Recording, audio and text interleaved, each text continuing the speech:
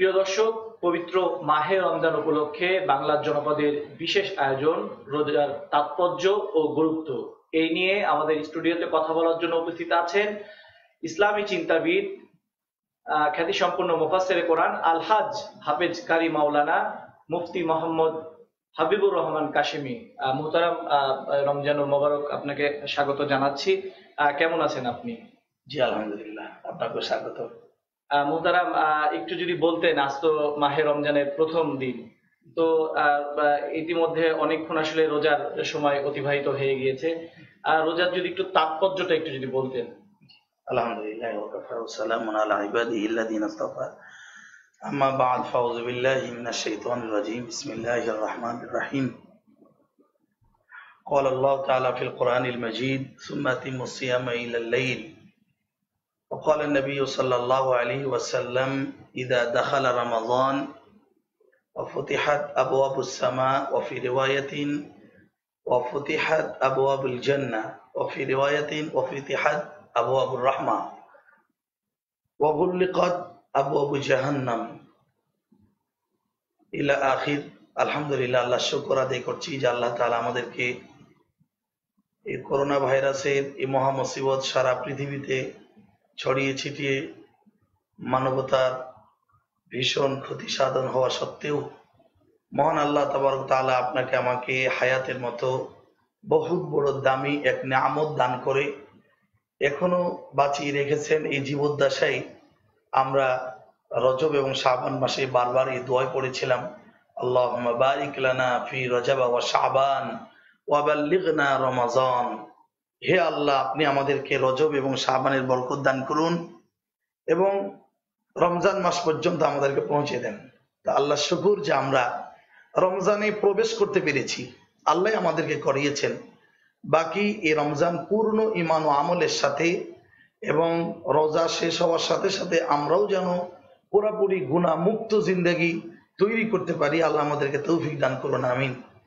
দেখুন, এই রমজান মাসের গুরুত্ব এবং ফজিলত এত বেশি যা পৃথিবীতে যত ইবাদত আছে কোন ইবাদতকে এটা বলা হয়নি যে এই ইবাদতটা আমার জন্য, কিন্তু একমাত্র কেবলমাত্র শুধুমাত্র রোজার ক্ষেত্রেই আল্লাহ তাআলা বলেছেন আস-সাওমু লি, হাদিসে কুদসি, যে রোজা আমার জন্য, ওয়া আনা আজজি বিহি, এর পুরস্কার আমি আল্লাহ তাআলা নিজে দান করব। এবং উলামায়ে কেরাম বলেন এই হাদিসের মধ্যে কোন কোন জায়গায় এরকম রিওয়ায়াত এসেছে ওয়া আনা উজজা বিহি, যে এর পুরস্কার আমি আল্লাহ তাআলা নিজেই হয়ে যাব। তাহলে দেখুন, দেশ নেত্রী বঙ্গবন্ধুর কন্যা শেখ হাসিনা তিনি যদি কাউরি হয়ে যান তো গোটা বাংলার জনপদ তার হয়ে যায়। তো ঠিক মহান আল্লাহ সুবহানাহু ওয়া তাআলা যদি কোনো মুমিন বান্দার হয়ে যান তো গোটা পৃথিবী, এমনকি আরশ, কুরসি, লাওহ, কালাম, জান্নাত ও জাহান্নাম সমস্ত কিছু ওই বান্দার হুকুমের গোলাম হয়ে যাবে। এই জন্য আমরা এই হাদিস থেকে বুঝতে পারি, এবং এ শুধু এই হাদিসই নয়, মুত্তাফাকুন আলাইহি বুখারী এবং মুসলিম শরীফের হাদিস এবং মিশকাত শরীফের 773 নম্বর হাদিসের মধ্যেও এই হাদিস এসছে পৃষ্ঠার মধ্যে, যে ইযা দাখালা রমাজান, যখন রমজান শুরু হয় তখন ফুতিহাত আবওয়াবুস সামা, আল্লাহ তাআলা আসমানের দরজাকে ওপেন করে দেন। ওয়া ফুতিহাত আবওয়াবু জাহান্নাম ওয়া ফুতিহাত আবওয়াবু জান্নাত, আবওয়াবুল জান্নাহ, এটা আরেক riwayat-এর মধ্যে এসেছে যে আল্লাহ তাআলা জান্নাতের দরজাকে ওপেন করে দেন। ওয়া ফি রিওয়ায়াতিন আখার, অপর আরেকটা বর্ণনার মধ্যে এসেছে যে ওয়া ফুতিহাত আবওয়াবুর রাহমা, আল্লাহর রহমতকে আল্লাহ তাআলা রহমতের দরজাকে খুলে দেন। এবং এই রমজানকে কেন্দ্র করে ওয়া গুল্লিকাত আবওয়াবু জাহান্নাম, আর তিরমিজি শরীফের হাদিসের মধ্যে এসেছে ওয়া গুল্লিকাত আবওয়াবুন নার, যে জাহান্নামের দরজাকে আল্লাহ তাআলা বন্ধ করে দেন। এরপরে ওয়া সুফিদাতিশ শায়াতিন ওয়া মারাদাতিল জিন, ইবলিস শয়তানকে শিকল দিয়ে বেঁধে ফেলা হয়। বিদায় আমরা এই হাদিসগুলো থেকে স্পষ্ট বোঝা যায় যে রমজানের গুরুত্ব বহুত বড়, রাসূল করিম সাল্লাল্লাহু আলাইহি সাল্লাম রমজান শুরু করার আগেই বলতেন, কদ আযাল্লাকুম ইয়া আইয়ুহান নাস কদ আযাল্লাকুম শাহরুন আযীম ওয়া শাহরুম মুবারাক। হে মানব মণ্ডলী, তোমরা শোনো, বরকতপূর্ণ মাস তোমাদের সামনে এসে হাজির হয়ে গিয়েছে। হুজুর আকরাম সাল্লাল্লাহু আলাইহি সাল্লাম এই রমজান যখনই শুরু হইতো তো মানুষকে ডাক দিয়ে দিয়ে বলতেন, রমজানের সুস্বাগতম, রমজান এই মারহাবা, আহলান সাহলান মারহাবান, মাহে রমজান শুরু হয়ে যাচ্ছে। বিধায় তোমরা তোমাদের আমলি জিন্দেগি প্রিপারেশন রজব এবং শ্রাবণ থেকেই আমরা নিয়েছি। কাজী এখন আর প্রিপারেশনের কোনো সুযোগ নেই, এখন এসে গেছে। কোরআনে কারীম সূরা আল বাকারার মধ্যে আল্লাহ সুবহানাহু ওয়া তাআলা তিনি ইরশাদ করছেন, রমজান মাস তোমরা যখন পেয়ে যাও তখন তোমরা রোজা রাখা, অবশ্যই রোজা রাখা শুরু করে দাও। বিধায় আমরা রমজান মাসের বহুত বড় গুরুত্ব, ঘন্টার পর ঘন্টা বয়ান করলেও এই রমজানের গুরুত্ব আর তাৎপর্য বলে শেষ করা যাবে না। তবে আমরা যেহেতু পুরা 30 রমজান 30টি ঘন্টা আমরা এই বাংলার জনপদের পক্ষ থেকে প্রতিদিন দুপুর 2:30 থেকে 3:30 পর্যন্ত পুরো 1 ঘন্টা আপনাদের সাথে থাকবো ইনশাআল্লাহ। আমার শ্রোতা মণ্ডলী, যারা দর্শক মণ্ডলী আছেন, আপনাদের কাছে আমাদের অনুরোধ থাকবে, আপনাদের অজানা বিষয়গুলি প্রশ্ন করুন। ফাসআলু আহলা যিকর ইন কুনতুম লা তা'লামুন। কোরআনে কারীম আল্লাহ তাআলা 2 বারই আয়াত বলেছেন, সূরা আম্বিয়া, সূরাতুন নাহল 2 বারই আয়াত আল্লাহ তাআলা বলেছেন যে প্রশ্ন করো ওই বিষয়গুলি আলেমদের কাছে, যে বিষয়গুলি তোমাদের জানা নাই। সেই প্রশ্নগুলোই আমরা মুহতারাম নিব। তার আগে দর্শকদেরকে আমরা একটু বলে রাখি যে দর্শক, আপনাদের মাহে রমজান সম্পর্কে কোনো যদি প্রশ্ন থেকে থাকে তাহলে আপনারা 01309003939 এই নাম্বারে ফোন করতে পারেন, অথবা আমাদের যে পেজের যে পোস্ট দেওয়া হয়েছে সেই পোস্টে আপনারা কমেন্ট করতে পারেন। মোহতারাম সেই আপনাদের বিষয়টি জানিয়ে দেওয়ার চেষ্টা করবেন। ইতিমধ্যে আমরা বেশ কয়েকটি কমেন্ট পেয়ে গেছি, আমরা একটু কমেন্টগুলো জেনে নেওয়ার চেষ্টা করব। বাহরুল আলম সাগর তিনি লিখেছেন যে বাংলায় কোরআন শরীফ পড়া যাবে কি মোহতারাম?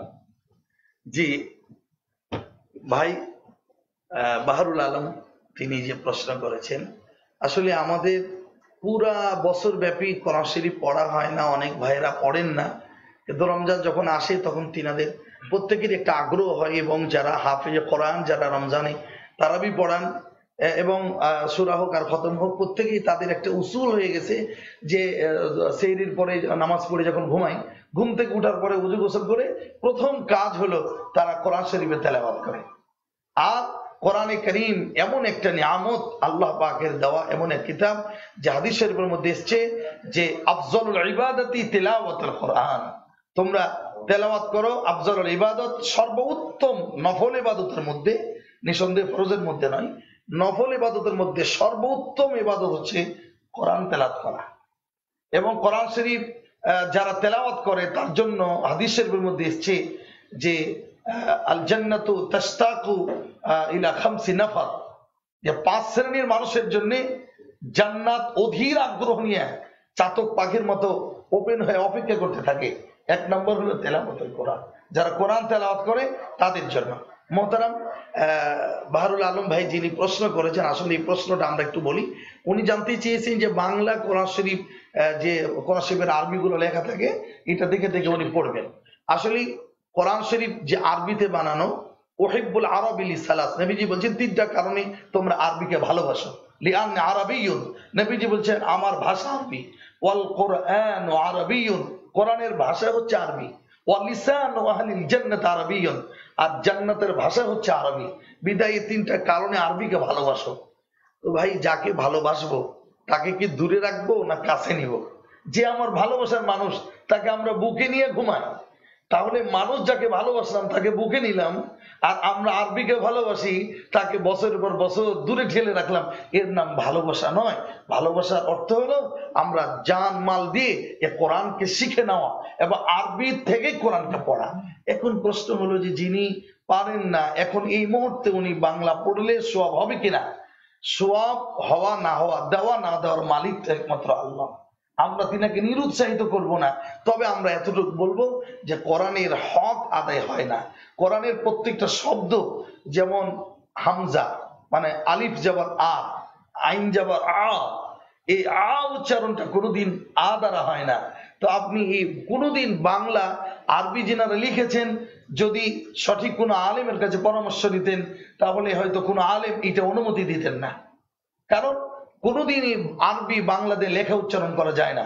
পৃথিবীর কোনো ভাষা, যে কোনো ভাষা, এটা মানুষ একটা আরেকটার সাথে মিল করে উর্দু থেকে ফার্সি, ফার্সি থেকে বাংলা, ইংরেজি থেকে বাংলা করা যায়। আসলে এক কথায় মোহতারাম যে আসলে তার কাছে আপনি যে পরামর্শটা রাখতে চাচ্ছেন যে এইটি বাংলার এখন আপাতত তিনি পড়ুক, তারপরে তিনি আরবি শেখার একটু চেষ্টা চালিয়ে যাবেন।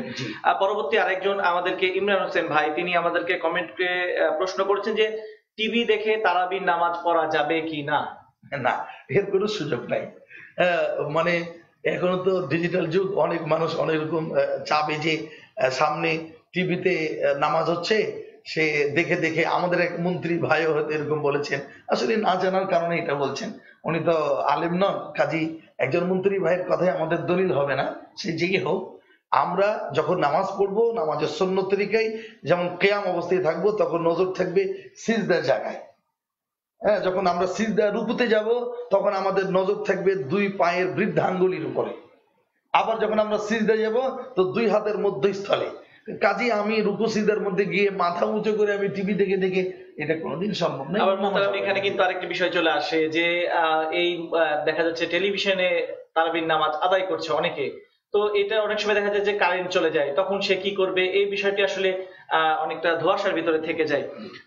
আমাদেরকে আরেক ভাই একটু কমেন্ট করেছেন, তোফাইল আহমেদ, তিনি আমাদেরকে লিখেছেন যে মোবাইলে কোরআন তেলাওয়াত হচ্ছে, এমন অবস্থায় আয়াত শেষ না হতে আয়াতের মাঝামাঝি অবস্থায় তেলাওয়াত থামিয়ে দেওয়া যাবে কিনা, এই প্রশ্নটি আপনার কাছে আমরা উত্তরটি শুনবো। তার আগে দর্শকদেরকে বলতে চাই, যারা আমাদের অনুষ্ঠানটি দেখছেন তারা ইচ্ছে করলে 01309003939 এই নাম্বারে আমাদেরকে ফোন করতে পারেন, অথবা কমেন্ট বক্সে আপনারা আপনাদের প্রশ্নটি করতে পারেন।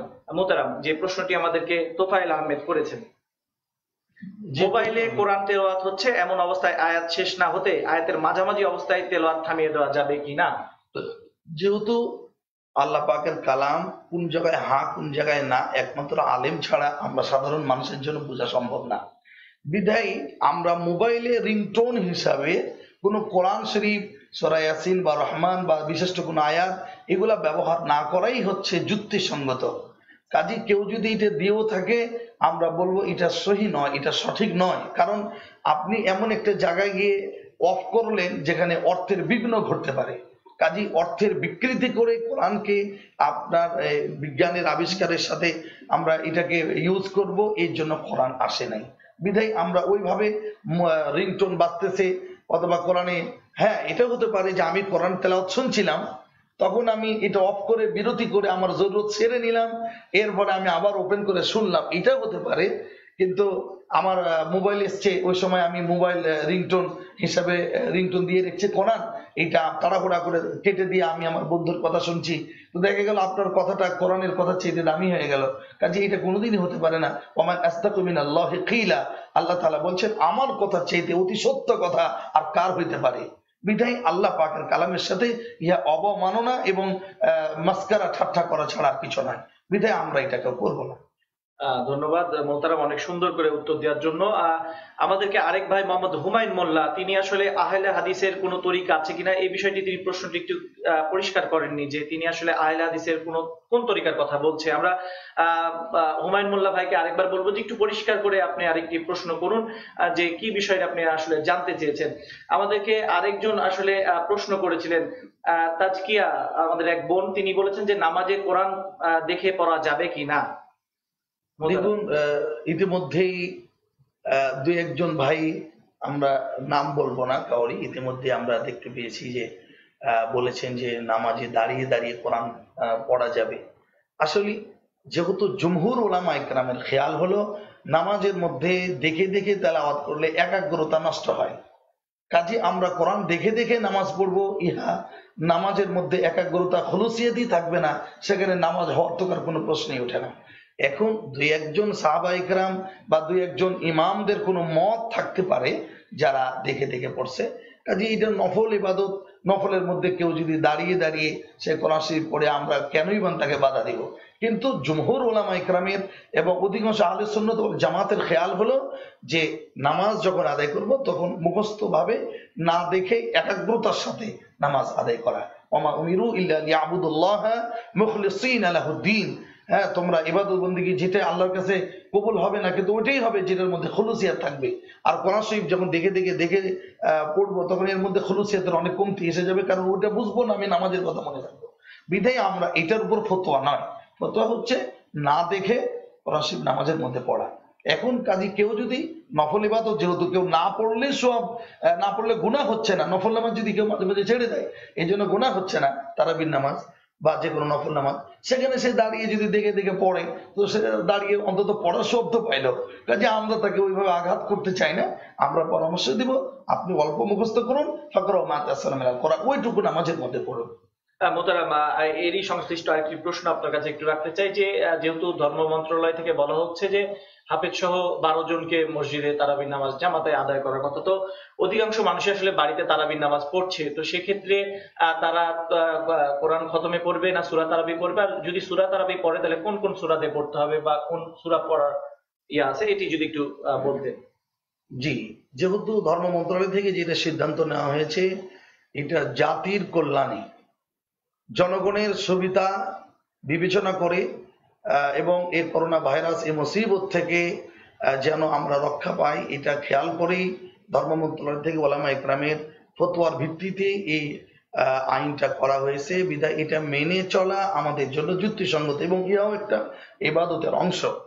এরপরও এখন আমরা বলবো যারা বাড়িতে নামাজ আদায় করবে, যেহেতু হাফেজ যদি হন আলহামদুলিল্লাহ, আপনি তো পুরা কোরআন শরীফ মুখস্থ, আপনি পুরা কোরআন শরীফ আদায় করতে পারেন বা খতম দ্বারাই করতে পারেন। আর যদি অনেক ভাইরাই এক কথায় 99%ই তো হাফেজ নয়, কাজী ওনারা কোরআন শরীফের যেখান থেকে তাদের সুবিধা হয় যেটুকু মুখস্থ আছে, কারণ কোরআনে আল্লাহ বলছেন ফাকরাউ, পড়ো ওই জায়গা থেকে মা তায়াসসারা মিনাল কোরআন, কোরআনের ওই অংশ যেটা তোমার জন্য সহজ হয়।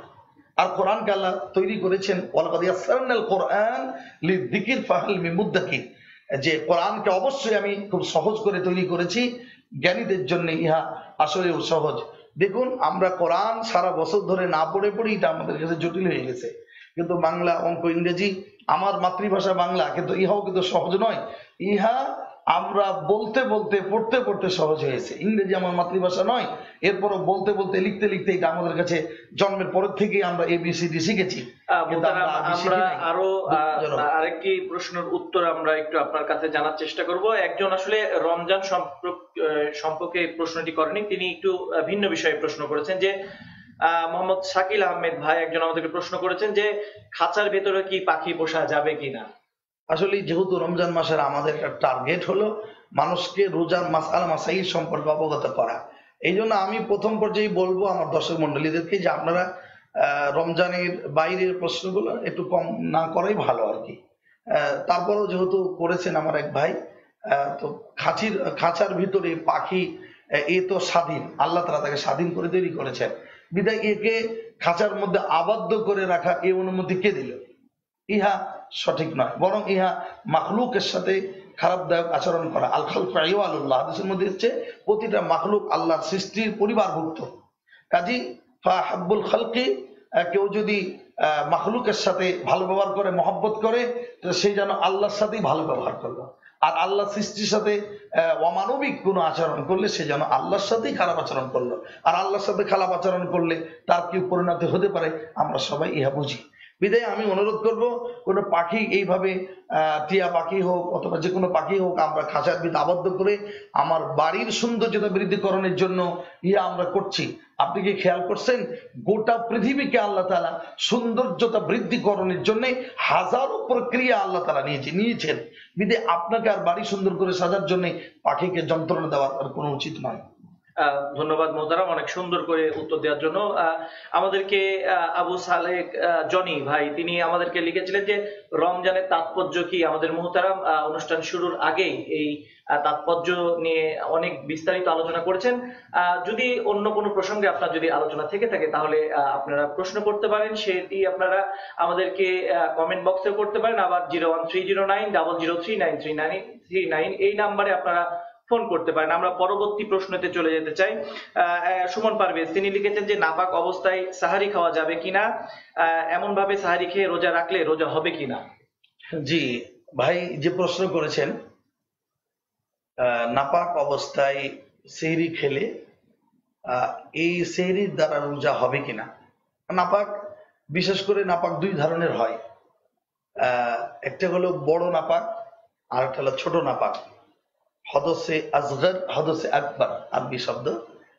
তো সাধারণত বাইসরা বা সব উজু না থাকা এটা এক ধরনের নাপাক, কিন্তু এগুলা এক ধরনের, এগুলা এগুলা হালত হতে পারে, অথবা হদসে আকবর যেটাকে বড় নাপাক বলা হয়, এটা হতে পারে নাইট প্রেশার অথবা স্ত্রী মিলন এর কারণে হতে পারে।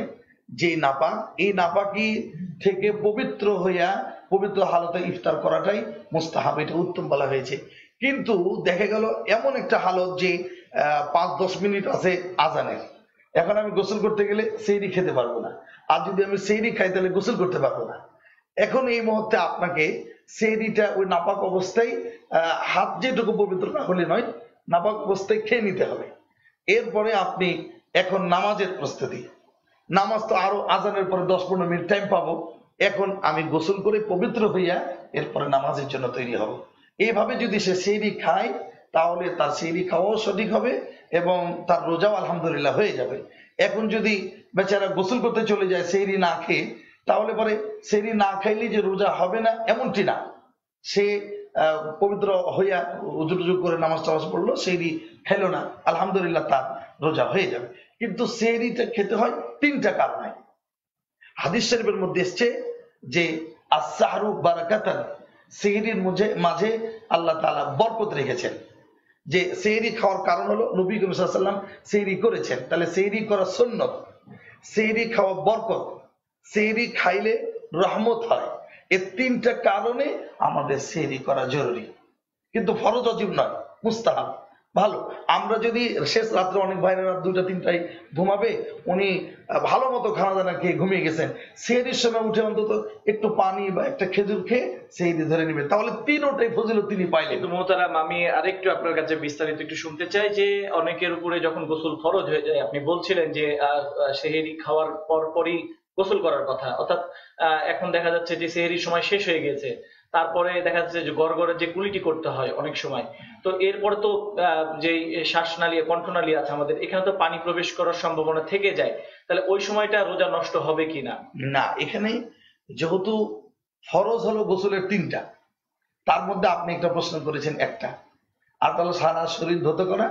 যখন সে সেহরি খাবে, তখন সেহরি খাওয়ার পরে যে মোহতারাম, আমাদের একটি ফোন কল আছে, আমরা একটু নিয়ে নিব, তারপরে আপনার কাছে আবারও সেই প্রশ্নটির উত্তর জানার চেষ্টা করব। আসসালামু আলাইকুম। হ্যাঁ, ওয়ালাইকুম আসসালাম। কে বলছেন ভাই? আমার নাম রাজীব, আমি তেরোটা থেকে বলছিলাম। জি রাজীব ভাই। আমার একটা প্রশ্ন ছিল হুজুরের কাছে, যে সেটা হচ্ছে যে একটু মানে সমসাময়িক না, রমজান না, তো রমজান মতো মনে করেন আমি যে এলাকায় থাকি এখান থেকে জি 3টা মাইকের আজান আমার কাছে আছে। জি জি মনে করেন যে আমার এলাকা পাশে একটা আবার পাশে, এখন দেখা গেল যে একই সময় যে 3টা মানে আজান হয়, তা মনে করেন রাসূলুল্লাহ সাল্লাল্লাহু আলাইহি ওয়াসাল্লাম যখন মানে বলে তখন তার সাল্লাল্লাহু আলাইহি ওয়াসাল্লাম বলে, তো আমি রেখেছি তখন 3বারই শুনবো, 3বারই তো আমাকে উত্তর দেওয়া লাগবে না একবার দিলেই হবে? জি, আর কোনো প্রশ্ন আছে ভাই আপনার? এটা একটু জানতে চাচ্ছিলাম। জি, ধন্যবাদ মোহতারাম, আপনার প্রশ্নটি অবশ্যই উত্তর দিবে। জি, ভাই প্রশ্ন করছিলেন যে রাজীব ভাই প্রশ্ন করছিলেন যে 3 মসজিদের আজান শুনছেন, তো ওনার উপর যেটা পছন্দ করবেন, যেখানে হয়তো নামাজ পড়েন বা যেটা তার আগে আজান একই টাইম হতে পারে 3টা একসাথে, কিন্তু যে কোনো একটার জবাব দিলেই তার ওয়াজিব আদায় হয়ে যাবে। বাকি তার যদি মন চাই যে একের পর এক আমি 3টারই দিব, তা আরো সব হবে, অসুবিধা নেই। মানে যত উত্তর দিবে তার সবটা তত বেশি বৃদ্ধি পাবে। মোহতারাম, আপনি যে প্রশ্নটি আমি করেছিলাম সেটি উত্তর দিচ্ছি। হ্যাঁ, বলতেছিলাম যে কোনো মানুষ যদি ওইরকম সিচুয়েশন দাঁড়ায় যে সেহরি খাওয়ার পরে টাইম শেষ হয়ে যাবে, তো শেষ হয়েই যে যাবে এটা আমরা যদি ধরি, শেষ যদি না হয় তাহলে তো ওখানে গিয়েও সে গোসলের সময় ওটা ফরজ আদায় করতে পারবে। কিন্তু দেখা গেল যে সেহরি একদম শেষ টাইম, উনি সেহরি করে নিয়েছেন কিন্তু এখন তো গোসল ফরজ আছে, এখন গোসল করতে গিয়ে যখন সে খানা খাইছে, পানি খাইছে, তখন তার একটা ফরজ কিন্তু আদায় হয়ে গেছে। এরপরে তখন বাকি 2টা ফরজ, সমস্ত শরীর ধৌত করা এবং গড়গড়ে করা, কিন্তু এটা সাবধানতার সাথে করতে হবে যেহেতু টাইম পার হয়ে গেছে, এটা যেন আবার ভিতরে না যায়। এইভাবে। কিন্তু ওখানে সাবধানতা অবলম্বন না করে ওখানে গিয়ে আরেক ঢোক গলে নিলে তার রোজা ভেঙে যাবে এবং তারপর কাফারাও ওয়াজিব হয়ে যাবে। ধন্যবাদ মোহতারাম। আমরা আরেক ভাইয়ের প্রশ্ন একটু নিয়ে নিব যে মুত্তাকি তিনি আমাদেরকে লিখেছেন যে যাদের শ্বাসকষ্ট আছে তারা কি রোজা রাখা অবস্থায় ইনহেলার নিতে পারবেন কিনা মোহতারাম? জি, রোজা রাখা অবস্থায় ইনহেলার নিতে পারবে। এরকমই একটি আমাদেরকে কাছাকাছি প্রশ্ন করেছিলেন যে এই রোজা রাখার ক্ষেত্রে যারা রোজা রাখছেন, যারা চোখের ড্রপ, কানের ড্রপ বা ইনজেকশন দিলে রোজা ভাঙবে কিনা, এই বিষয়টিও যদি একটু বলতেন। জি, যে সব বিষয়গুলো আমাদের পাকস্থলীর মধ্যে যায় না, ইনজেকশন অথবা কানের নাকের ড্রপ, এগুলা ডাক্তারদের মুখ থেকে আমি যতটুকু জানতে পেরেছি এগুলা দেহের রক্তের শিরা উপশিরায় বিচরণ করে, ওষুধটা পাকস্থলী পর্যন্ত যায় না। কাজে এগুলোর দ্বারা রোজা ভাঙবে না, রোজা মাকরু হবে। কারণ অনেক সময় দেখা গেল যে এগুলোর দ্বারা শারীরিক রক্ত নেওয়ার যেমন বের করার একটা বিষয়, ইনজেকশনের একটা বিষয় থাকে। তো নেওয়ার দ্বারা, রক্তদানের দ্বারা রোজা ভাঙবেও না, মাকরুও হবে না। কিন্তু যদি ইনজেকশন করা হয় তখন তো এটা নেওয়া হলো, দেওয়া হলো না, এটা ভিতরে প্রবেশ করলো, এ দ্বারা মাকরু হবে কিন্তু রোজা ভাঙবে না। ধন্যবাদ মোহতারাম অনেক সুন্দর করে উত্তর দেওয়ার জন্য। আমাদেরকে আরো এক বোন প্রশ্ন করেছেন যে তারাবি না পড়লে কোনো গুনাহ হবে কিনা মোহতারাম? বোন, এইভাবে পুরা রমজানের তারাবিকে বাদ দেওয়া অবশ্যই এর জন্য গুনাহ হবে, কিন্তু মাঝে মাঝে আদায় করলে অনেক ছেড়ে দেওয়ার সুযোগ আছে। মাঝে মাঝে সে ছেড়ে দিতে পারে, কিন্তু একদম আমি রোজা রাখবো আর কোনো দিন তারাবি পড়বো না এরকম পাকা ইরাদা করে নেওয়া, এরপরে এটা সমষ্টিগতভাবে বাদ দিয়ে দেওয়া, হ্যাঁ পুরোটাই বাদ দিয়ে দেওয়া, এর জন্য গুনাহগার হতে হবে। মোহতারাম আমরা আরো একটি প্রশ্ন আমরা নিয়ে নিব। জনি নামে আবারও আমাদেরকে প্রশ্ন করেছেন যে রোজা রাখা অবস্থায় ভুলে কিছু খেয়ে ফেললে রোজা নষ্ট হবে কিনা মোহতারাম? জি না, যদি কোনো ভাই এইভাবে ভুলে মনে করছে যে রোজা না খেয়ে ফেলে, তার দ্বারা রোজা ভাঙবে না। মোহতারাম আমরা আরো একটি প্রশ্ন একটু আপনার কাছে রাখতে চাই যে আমাদের এখানে অনেকটি প্রচলন আছে যে রোজা অবস্থায় অনেকে আসলে এটি বিভ্রান্তির মধ্যে পড়ে যায় যে রোজা অবস্থায় টুথপেস্ট দিয়ে আসলে দাঁত পরিষ্কার করা যাবে কিনা, এই বিষয়টি যদি একটু বলতেন। জি, রোজা টুথপেস্ট দ্বারা ব্রাশ করলে দিনের বেলা রোজা তো ভাঙে না, তবে মাকরু হয়, মাকরু হয়ে যায়। এই জন্য আমরা পরামর্শ দিব যে ডাক্তাররাও, মেডিকেল সায়েন্সও এই কথা বলছে যে রমজানের অন্য সময় সকালবেলা খানা খাওয়ার পরে ব্রাশ করে নেওয়া, লম্বা একটা সময় যেহেতু, তাহলে আমাদের মুখের যত্ন নেওয়া হয়, দাঁত ভালো থাকে। এবং রাত্রিবেলা ঘুমানোর আগ দিয়ে ব্রাশ করে নেওয়া, এটা ডাক্তারদের সাজেশন।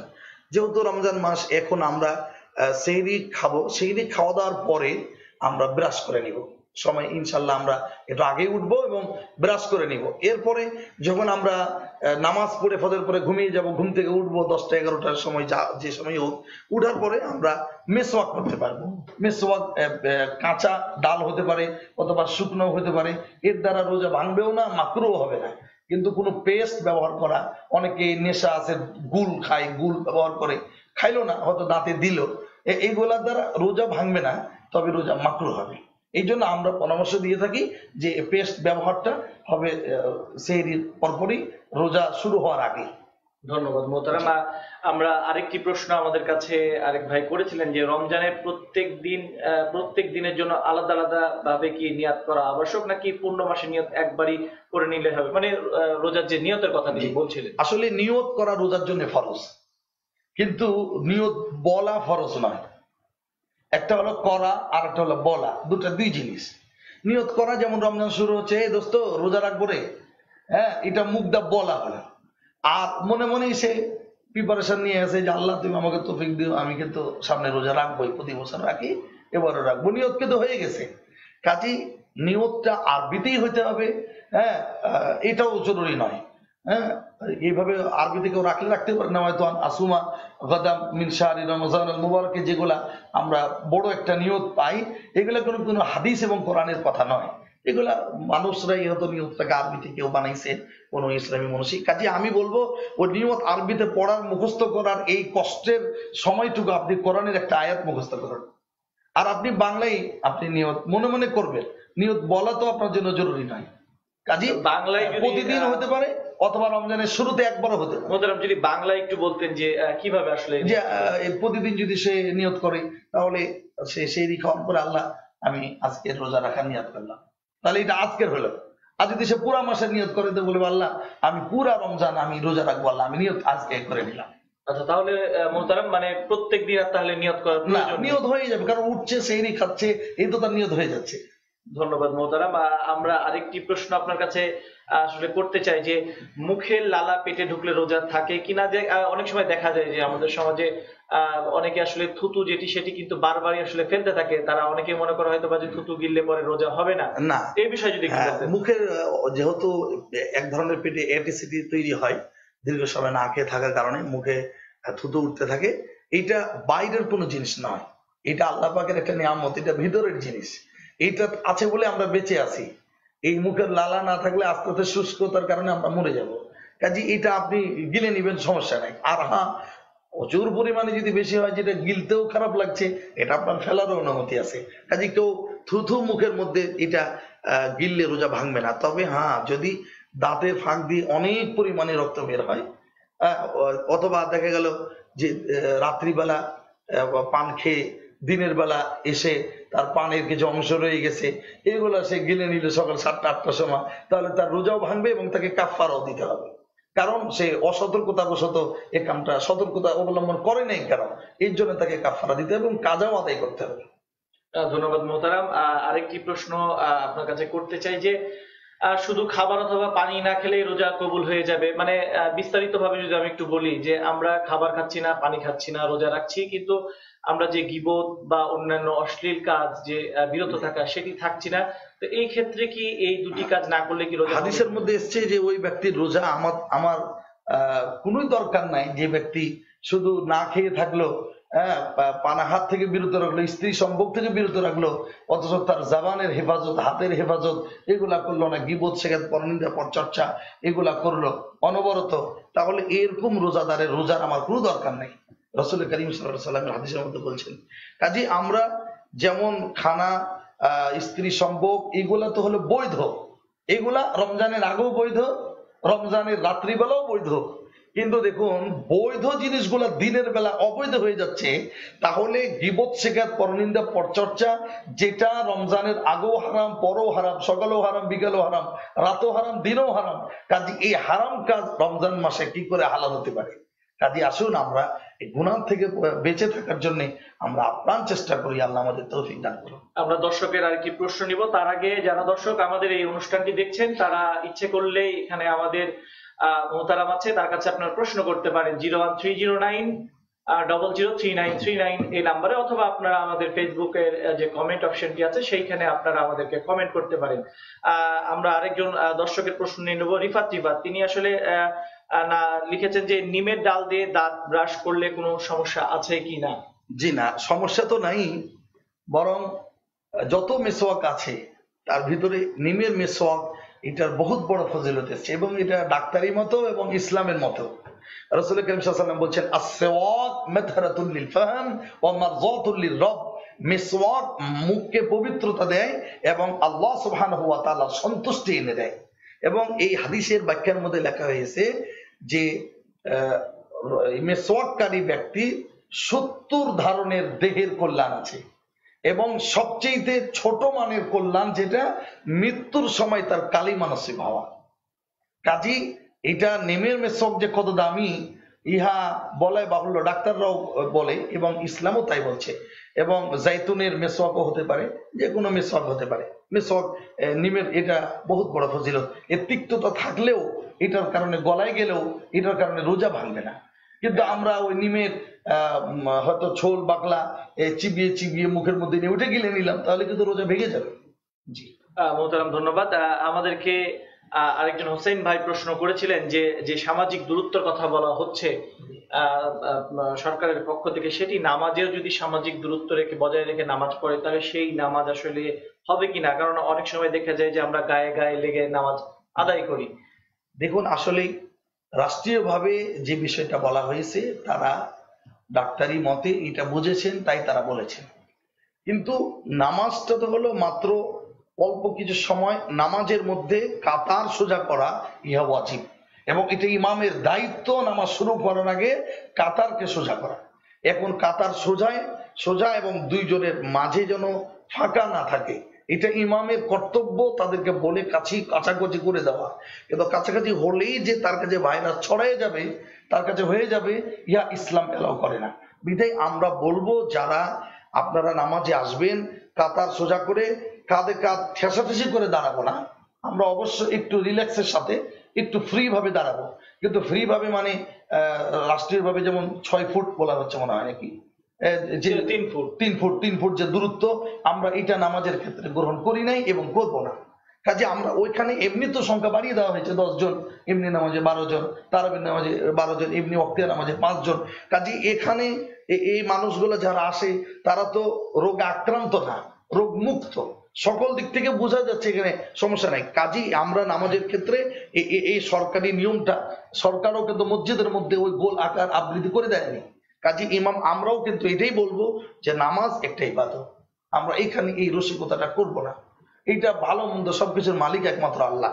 এখানে আমরা যেভাবে নামাজ সোজা করতে হয় কাতার ফাঁকা না রেখে, আমরা অবশ্যই 2-3 আঙ্গুল আমরা ফাঁকা রাখবো, যেটুকু আমরা কাঁধে কাঁধ ঠেসাঠেসিও করবো না, যেহেতু আমাদের মুসল্লি একটু কম আছে, রিল্যাক্সের সাথে দাঁড়াবো। কিন্তু ওই পরিমাণ দূরত্ব আমরা রাখার কোনো প্রশ্নই ওঠে না। এমনকি আমি আমার মসজিদে বলছি, যিনি আপনি 3 ফুট ফাঁকা রাখার জন্য মসজিদে এসেছেন, আপনার আমার জামাতে শরীক হওয়ার কোনো প্রয়োজন নেই, আপনি বাড়িতে নামাজ আদায় করেন। মসজিদের যে নামাজ জামাতের যে গুরুত্ব, এটাকে ঠিক রাখার জন্য সহায়তা করুন। ধন্যবাদ মোহতারাম, অনেক সুন্দর করে আপনি প্রশ্নের উত্তর দিচ্ছিলেন। আমরা আরেকটি আমাদেরকে প্রশ্ন করেছিলেন আরেক ভাই, যে রক্ত দিলে বা নিলে রোজা ভেঙে যায় কিনা। রক্ত দিলে এর দ্বারা রোজা ভাঙবেও না, মাকরুও হবে না। এমনকি যদি এমন হয় যে এই পরিমাণ রক্ত দিছে যে তার শরীর দুর্বল হবার সম্ভাবনা আছে, সেই ক্ষেত্রে মাকরু হবে। কিন্তু রক্ত যদি নেওয়া হয়, এই রক্ত নেওয়ার দ্বারাও তার ইনজেকশন নেওয়ার মতো, রোজা ভাঙবে না। ধন্যবাদ মোহতারাম।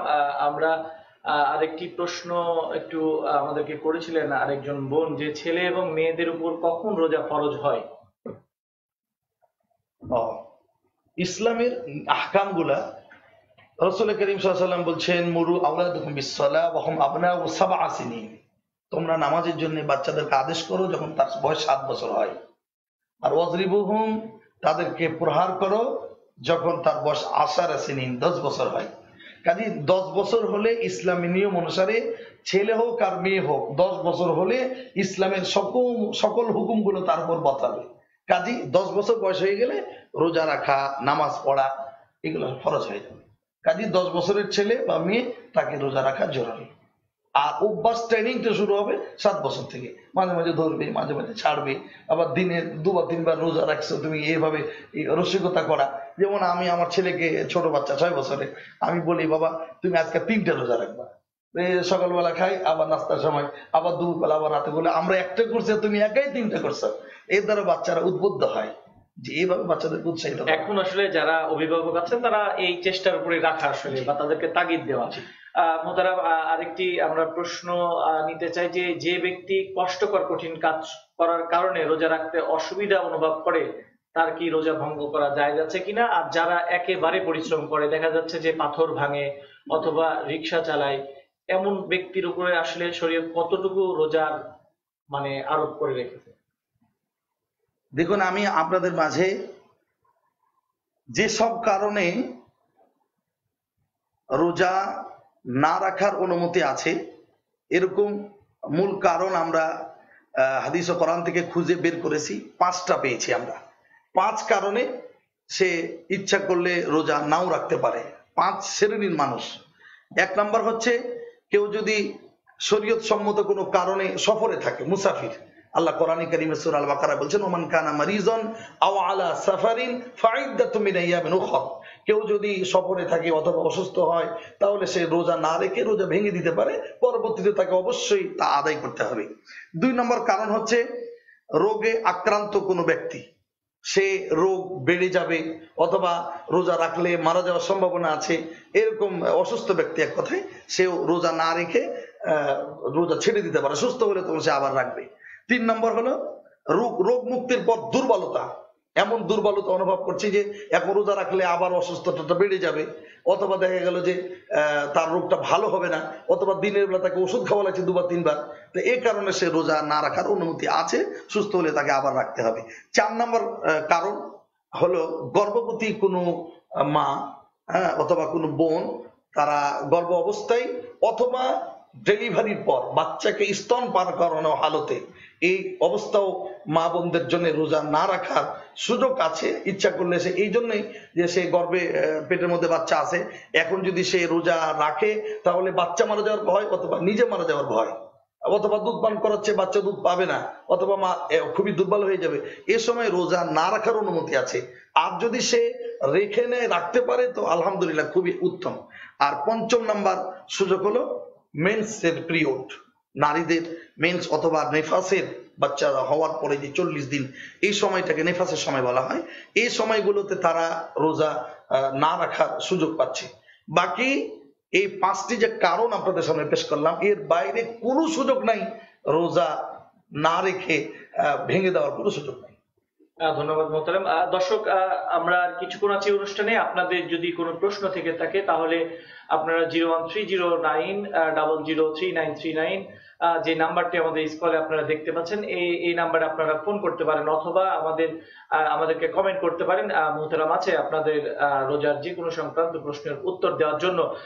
মোহতারাম, আমরা আরেকটা ভাই আমাদেরকে প্রশ্ন করেছিলেন একটু রোজার প্রশ্ন বাহিরে, যে 3 জুম্মা না আদায় করলে, নামাজ না পড়লে মুসলমান থেকে নাম খারিজ হয়ে যায়, এই বিষয়ে প্রায় আমরা শুনে থাকি। জি, এই বিষয়টা ওলামা ইকরামের একটা মত, যে পরস্পর এখানে আমরা 3 জুমা ইচ্ছাকৃত ভাবে কেউ যদি বাদ দেয়, কিন্তু এখন তো 3 জুমা যেটা বাদ দিচ্ছে কেউ, এটা ইচ্ছাকৃত ভাবে দিচ্ছে না, রাষ্ট্রীয় আইনের ফ্যাক্টরি পড়ে ইচ্ছা থাকা সত্ত্বেও সে জুমা পড়তে পারছে না। কাজে ওই হাদিসের সাথে এটার কোনো মিল হলো না। কাজে আমরা এটাকে, হাদিসের মধ্যে যেটা এসছে যে ইচ্ছাকৃত ভাবে গাফলতির সাথে সুযোগ আছে, সে জুমা না পড়ে পড়ে একে একে 3 দিন, সে 3 জুমা যদি এভাবে ব্যতিক্রম সে জুমা ছেড়ে দেয়, তার ক্ষেত্রে বলা হয়েছে যে তার ঈমান চলে যায়। কিন্তু আসলে ঈমান চলে যাওয়া এটা হলো ধুমকি স্বরূপ। কিন্তু আসলে যে ব্যক্তি লা ইলাহা ইল্লাল্লাহ মুহাম্মাদুর রাসূলুল্লাহ পড়ছে, সে যারা পরিমাণ ঈমান আছে, আর এর কারণে আল্লাহ তাআলা একদিন না একদিন তাকে জান্নাত দান করবেন। কাজে আমরা এটাকে বলি যে হাদিসের মধ্যে কড়া ভাবে এই কথাটা বলা হয়েছে, কিন্তু আসলে সে অন্য কাফের মুশরিকদের মতো সে কাফের হয়ে যায়, বিদায় সে হিন্দু হয়ে গেল বা অমুসলিম হলো, তাকে নতুন করে কালেমা পড়াতে হবে এমনটি না। যেমন হাদিসের কোরআনের নামাজের ক্ষেত্রে এসছে যে ইচ্ছাকৃত ভাবে যে নামাজ ছেড়ে দিল সে ফাকাদ কাফার, সে কাফের হয়ে যায়। আসলে কাফের হয় না, তো কাফেরের সাথে সে মিলে যায়, কাফেররাও নামাজ পড়ে না, সেও পড়ে না, মিল হলো, এই কথাটাই বলা হয়। কিন্তু আসলে সে ইমানদার, ঈমান আছে এবং ঈমান থাকবে ইনশাআল্লাহ। ধন্যবাদ মোহতারাম, অনেক সুন্দর করে আপনি আমাদের প্রশ্নগুলোর উত্তরগুলো দিচ্ছেন। আমাদেরকে এক বোন প্রশ্ন করেছেন, উর্মি নুপুর, তিনি আসলে জানতে চেয়েছেন যে রোজা রাখার জন্য আগে নিয়ত করতে হয়, আমি নিয়ত করলাম কিন্তু সেহরিতে উঠতে পারলাম না, যদি রোজা রাখতে চাই রোজা হবে কিনা, মানে উনি সেহরি পান করেন নাই, সেহরি খান নাই আর কি। হ্যাঁ। আসলে এই বোনের সাথে আরেকটি কথা এখানে সম্পৃক্ত আছে, আমি যেটা মনোভব করছি, যেসব কারণে রোজা শুরু করার পরও তা ভেঙে ফেলার অনুমতি আছে, এরকম 4টা সূরত আছে। যে রোজা আমি রেখেছি, যেমন বোন নিয়ত করেছেন, মানে কি রোজা রেখেছেন, এরপরে সেহরি খেলেন না, এর তো ফরজ ওয়াজিব নয়, আমরা আগেই বলেছি এটা মুস্তাহাব, 3টা কারণে ইফতার করতে হয়, আমরা এটা বলে ফেলেছি যে রহমত, বরকত এবং নবীজির সুন্নাহ। কিন্তু স্বাভাবিক আপনি সেহরি খেলেন, রোজাও রাখলেন, 4টা কারণ এমন আছে যে কারণে রোজা রাখার পরও আপনি দিনের বেলা ভাঙার অনুমতি পাবেন। 1 নম্বর কারণ হলো যদি এমন পিপাসা বা ক্ষুধা লাগে যে কারণে মারা যাওয়ার ভয় আছে। তো অনেক লোক বলে কি যে আমি মরেই যাবো তাও রোজা ছাড়বো না, ইসলাম তো এটা বলে নাই। তুমি যদি মরে যাওয়ার আশঙ্কা থাকে তাহলে তুমি খেয়ে নাও, কিন্তু এটার কাজা পরবর্তী থেকে আদায় করতে হবে। 2 নম্বর হলো যদি এমন কোনো রোগ বা অবস্থা দেখা দেয় যে ওষুধ পান করতে হবে তাকে দিনের বেলা, না হলে পরে তার অসুখটা বেড়ে যাবে এবং সে মারা যাবে, কিন্তু সে রোজা রেখেছিল, নিয়ত করছিল, শুরু করছিল, এখন ওই ওষুধ সেবনের জন্য তাকে রোজা ছেড়ে দেওয়ার অনুমতি দেওয়া হয়েছে, কিন্তু পরবর্তীতে সর্ব অবস্থায় এটা আদায় করতে হবে পরবর্তীতে। 3 নম্বর হলো গর্ভবতী স্ত্রী লোক যদি এমন অবস্থায় হয় যে নিজের বা সন্তানের প্রাণ নাশের আশঙ্কা থাকে, তাহলে তারও রোজা শুরু করেছে তারপরও ভাঙার সুযোগ আছে, অনুমতি আছে। আর 4 নম্বর হলো বেহুশ অথবা পাগল, মানে রোজা রেখেছে হঠাৎ 10টা সকাল 10টা এসে উন্মাদ হয়ে গেল, পাগল হয়ে গেল, তাহলে তার রোজা ভেঙে দেওয়া, অটোমেটিক রোজা ভেঙে গেছে, ভাঙার অনুমতিও তাকে ইসলাম দিয়েছে। কাজে এই 4টা কারণে রোজা রাখা শুরু করার পরও ইসলাম তাকে ছেড়ে দেওয়ার অনুমতি দিয়েছে। ধন্যবাদ মোহতারাম। তাহলে তার যদি প্রশ্নটি আমি যদি একটু পরিষ্কার হয় যে সেহেরি সে খেতে পারেনি, পরবর্তীতে সে যদি রোজা রাখতে চায় তাহলে তার রোজাটি হয়ে যাবে। আলহামদুলিল্লাহ। জি। আমরা আরেকজন আমাদের দর্শক মোহাম্মদ মামুন আহমেদ, তিনি লিখেছেন যে তারাবির নামাজ কত রাকাত, বাধ্যতামূলক, কি জানাবেন?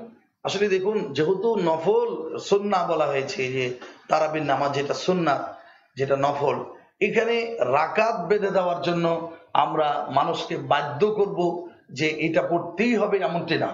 আসলে আল্লাহ রসুল সাল্লাল্লাহু আলাইহি সাল্লাম তিনি কোনো সময় 20 রাকাত পড়েছেন, আবার কোনো সময় 12 রাকাতও পড়েছেন, আবার কোনো সময় 40 রাকাতও পড়েছেন, আবার কোনো সময় তারাবি পড়েননি, ছেড়ে দিয়েছেন। কিন্তু আজকে আফসোস লাগে যারা 8 রাকাত পড়ে, ওদের সাথে যদি আমরা 8 রাকাত পড়ি মিল হয় তো উনি হুজুরের প্রতি সন্তুষ্ট। যদি 12 রাকাত পড়ি তো উনি আমার কাছে প্রমাণ চান যে 12 রাকাতের হাদিস কোথায় পেলেন, আমাকে দেখান। আরে বাবা, যেটা নফল না পড়লে তোমার গুনাহ হচ্ছে না, তুমি এটার দলিল চাও কিভাবে? যেখানে তোমার 20 রাকাত পড়তে মন চায় পড়ো, 8 রাকাত মন চায় পড়ো। জিস কদর কুরবানি উসি কদর আল্লাহ কা মেহরবানি। তুমি যেমন ত্যাগ স্বীকার করবা, তোমার সওয়াবের মাত্রা তত বেড়ে যাবে। কাজে এখানে সংখ্যা নির্দিষ্ট করার কোনো সুযোগ নাই। কিন্তু 20 রাকাতটা তাহলে আমরা কেন কিভাবে করছি, এটার কারণটা হলো কোরআন শরীফের হেফজ যে সিস্টেমটা আমরা দেখি যে 20 পৃষ্ঠা একটা পারা হয়, আর প্রত্যেক রাকাতে 20 রাকাত করে 20টা রাকাত আমরা একটা করে পৃষ্ঠা পড়লে সুন্দর মিলে, এবং 20 রাকাতটা জমহুর উলামায়ে কেরাম এটাকে দেখেছেন যে একদম কমের দিকেও যাচ্ছে না, আর একদম বেশির দিকেও যাইতেছে না, এটা মাঝামাঝি অবস্থান। কাজে এটা আমাদের সমাজে বেশি প্রচলন আছে, আমরা 20 রাকাত পড়বো। কেউ যদি 8 রাকাত পড়ে তা আলহামদুলিল্লাহ 8 রাকাতের সব পাবে। আমরা কেন তাদেরকে বলবো যে তার এই হচ্ছে না সেই হচ্ছে না? তবে হ্যাঁ, আমরা রাসূল করিম সাল্লাল্লাহু আলাইহি ওয়াসাল্লামের ওই হাদিস, যে হাদিসটা আমাদের কিছু ভাইরা দলিল দিয়ে থাকেন যে হুজুর সাল্লাল্লাহু আলাইহি সাল্লাম কিয়ামুল লাইল 8 রাকাত পড়েছেন। আসলে কিয়ামুল লাইল এটা হলো হুজুর সাল্লাল্লাহু আলাইহি ওয়াসাল্লাম শুধু রমজানে পড়ছেন এমনটা না, সারা বছর তিনি পড়তেন। এটা তো তাহাজ্জুদের নামাজ হিসেবে তিনি পড়েছেন, এটা তারাবির নামাজ হিসেবে নয়। কাজে আমরা তারাবির 8 রাকাতের কোনো দলিল কেউ চাইলে আমরা তার এই দলিল, এই যে এই হাদিসটার এই দলিল তারাবির নামাজের 8 রাকাতের দলিল নয়। কিন্তু 20 রাকাত পড়লে দেখুন এখানে 8ও পাওয়া যায়, 12ও পাওয়া যায়, এবং কেউ মন চাইলে 20-এর পরে বাড়িতে গিয়ে আরো 20 রাকাত পড়তে পারে, সব বেশি হবে, কোনো অসুবিধা নেই। মানে মোহতারাম, আসলে কেউ যদি মনে করে 8 রাকাত পড়বে, কেউ 12 রাকাত, কেউ 20 রাকাত, অধিকও কেউ পড়লে পড়তে পারে, এটাতে কোনো আসলে ইয়া নাই। যে যত পড়বে তার তত নেকি বেশি হবে, এমনটি আপনি বলছিলেন। তবে মোহতারাম, আমি আরেকটি বিষয় আপনার কাছে জানতে চাই যে আমরা তারাবি নামাজ পড়ার ক্ষেত্রে আমরা দেখি যে অনেক স্পিডে, অনেক জোরে আসলে প্রতিযোগিতার মতন করে পড়া হয়, কিন্তু হুজুর পাক সাল্লাল্লাহু আলাইহি সাল্লাম তিনি কিন্তু ধীর স্থিরেই বুঝে বুঝে আসলে তিনি পড়তেন এই সমস্ত সূরা কেরাত। কিন্তু আমাদের দেখা যায় যে আমাদের বিশেষ করে বাংলাদেশের প্রচলন আছে, দেখছি যে আমরা খুবই স্পিডে, কিন্তু আমরা সৌদির যখন নামাজ দেখি তখন দেখি তারা ধীর স্থিরে অনেক টেনে টেনে যেগুলো আছে সেগুলো আদায় করে থাকে, টান গুন্না সেগুলো আদায় করে থাকে। তো এই বিষয়টি যদি বলতেন যে যত স্পিডে পড়বে, অনেকে বলা যায় যে, শোনা যায় যে স্পিডে বেশি পড়লে নাকি অধিক নাকি, এমন কোনো বিষয় আছে কিনা, আর নামাজ পড়বে এটা আসলে কি করে, সে বিষয়টি একটু। আসলে কোরআনে কারীম তেলাওয়াত হচ্ছে ওয়ারাত্তিলিল কোরআনে তারতিলা। কোরআন শরীফের তেলাওয়াত অত্যন্ত বিশুদ্ধভাবে, শুদ্ধভাবে, অত্যন্ত আজমত আর মহাব্বত দিলের মধ্যে নিয়ে আদায় করতে গেলে তখন এটা না উচ্চ আওয়াজে, না একদম ধীর আওয়াজে, মধ্যম গতিতে সাবলীল ভাষায় স্পষ্ট আকারে একটু টেনে টেনে, অতিরিক্ত টানলে মুসল্লি পিছনে আমার থাকবে না, পারবে না। এ আমাদের সাহাবা ইকরামের ঈমান না, আমরা বহুত পিছনে। কাজে আমাদের ঈমানের দিকে খেয়াল করে ইমাম সাহেব যিনি হাফেজ দয়, যিনারা তারাবি আদায় করাবেন, পড়াবেন, ইনাদের প্রতি আমাদের আকুল আহ্বান থাকবে এটাই যে এত দ্রুত না পড়া। আমাদের সমাজে এটা যেন একটা প্রতিযোগিতা হয়ে গেছে, বলে দোস্ত তুমি কয় মিনিটে 20 রাকাত তারাবি শেষ করছো? বলে 25 মিনিটে। এটা একটা কথা হলো নাকি, আমি 15 মিনিটে শেষ করছি। এই যে একটা পাগলামি প্রতিযোগিতা, যেগুলো তার লফজ, তার শব্দগুলা বুঝাই যাচ্ছে না। এমনও কিছু মসজিদে এইভাবে তেলাওয়াত হচ্ছে, আমরা বলবো আসো তোমরা ফিরে আসো, ওইভাবে নয়, বরং তোমরা হদর, কোরআন শরীফ তেলাওয়াত করার 3টা পদ্ধতি আছে, তার মধ্যে একটা হলো হদর, যেটা একটু দ্রুত হবে, এটা না খুব টেনে না খুব দ্রুত গতিতে, না, খুব আস্তে, এইভাবে স্বাভাবিক ভাবে সুন্দরভাবে তেলাওয়াত করলে। আর 3 আলিফের টানের জায়গাগুলো 1 আলিফ টানলে তা জায়েজ আছে, অনুমতি আছে। কাজে হাফেজ সাহেবরা যদি 3 আলিফ টেনে টেনে পড়ে তাহলে পিছনের একটা মুসল্লিও পাওয়া যাবে না। কাজে এটাও মাথায় রাখতে হবে। আর খুব দ্রুত পড়তে গিয়ে 3 আলিফের জায়গায় 1 আলিফও টানলাম না, এখানে অর্থের বিঘ্ন ঘটে যাবে। কাজে আমরা অর্থ যেন ঠিক থাকে এটা খেয়াল করে করে অভিজ্ঞ হাফেজ নিয়ে আমরা তারাবি নামাজ আদায় করবো। মোহতারাম, আমরা সর্বশেষ প্রশ্ন নিয়ে নেব। আমরা একেবারে অনুষ্ঠানের শেষ পর্যায়ে চলে আসছি যে অসাবধানতা বশত কিছু খেয়ে ফেললে রোজা ভেঙে যায় কিনা? অসাবধানতা বশত অর্থাৎ বেখেয়ালে, মানে ভুলে আর কি, এটাই তো। জি, ভুলে কোনো কিছু খাইলে রোজা ভাঙে না। কিন্তু সে দেখা গেল মুখে পেস্ট যেমন নিয়ে ব্রাশ করলে এটা মাকরু, কিন্তু মুখের মধ্যে নিয়ে গল্প গুজব এই সেই করতে করতে দেখা গেল যে এক সময় রোজা নাই এরকম ভাব মনে করে ইচ্ছা, সে জানছে যে আমি রোজা আছি, তারপর গাট করে গিলে ফেলছে, তাহলে এটা হলো তার জন্য রোজা তো তাকে পরে রাখতেই হবে, এর কাফারাও তাকে দিতে হবে। কারণ এই অসতর্কতামূলক এই শয়তানি করে এটা করছে, এটা ভুল বলা চলে না। বলতে হলে সেটা যে হঠাৎ মুখের মধ্যে নিয়ে কোনো খানা শুরু করে দিছে, আরে দোস্ত রোজা, আরে সাথে সাথে মুখ থেকে ফেলা শুরু করছে, এটা হলো ভুলে। কিন্তু যেটা রসিকতার ছলে মুখের মধ্যে দেখ আমি গড়গড়া করছি, আমি গিলবো না, একসময় গিলা হয়ে গেছে, এটা হলো শয়তানি বশত। আর আমি যদি আরেকটি একটু পরিষ্কার হয় আপনার কাছে, যে কেউ ভুলে মানে তার যে খাবারটি সেটি খাচ্ছে, আমি বা আপনি দেখছি, সেটি আসলে শেষ করা পর্যন্ত তাকে কি মনে করিয়ে দেওয়া যে আপনি রোজা আছেন কিনা, না খাওয়াটি শেষ হলে শেষ করার পরে আসলে তাকে মনে করিয়ে? আসলে আমি যখন দেখলাম আমার ভাইয়ের ক্ষতি হচ্ছে, অ্যাক্সিডেন্ট ঘটছে, তো তাকে অ্যাক্সিডেন্টটা হয়ে যাক এরপরে আমরা তাকে ফিরাবো, নাকি সাথে সাথে তাকে ফিরাবো? সাথে সাথে ফিরালে হয়তো হাত পা ভাঙছে, তার জানটা বেঁচে গেছে। আর আমরা যদি অ্যাক্সিডেন্ট হয়ে মরে শেষ, তখন আমরা যদি জানাই যে ভাই তুমি তো মরে গেছো, হ্যাঁ অ্যাক্সিডেন্ট হয়েছে, তাহলে তো বুঝতেও পারলো না যে আমাকে কেউ জানাইলো। কাজে কেউ খানা খাইতেছে, এখন আপনি এমন মতে দেখলেন যে 2-3 লোক পেটে চলে গেছে, তা আপনি তখনই বলে দেওয়া ভাই তুমি না রোজা আছো, তাহলে ওই বেচারা সাথে সাথে ওখান থেকে বিরতি, তাহলে তার রোজা হয়ে যাবে। আর যদি দেখা গেল যে ও তখন দেখলো যে খানা যখন খেয়ে ফেলছি তাহলে শেষ করে ফেলি, তাহলে পরে তার রোজা ভেঙে যাবে। ধন্যবাদ মোহতারাম আমাদেরকে সময় দেওয়ার জন্য।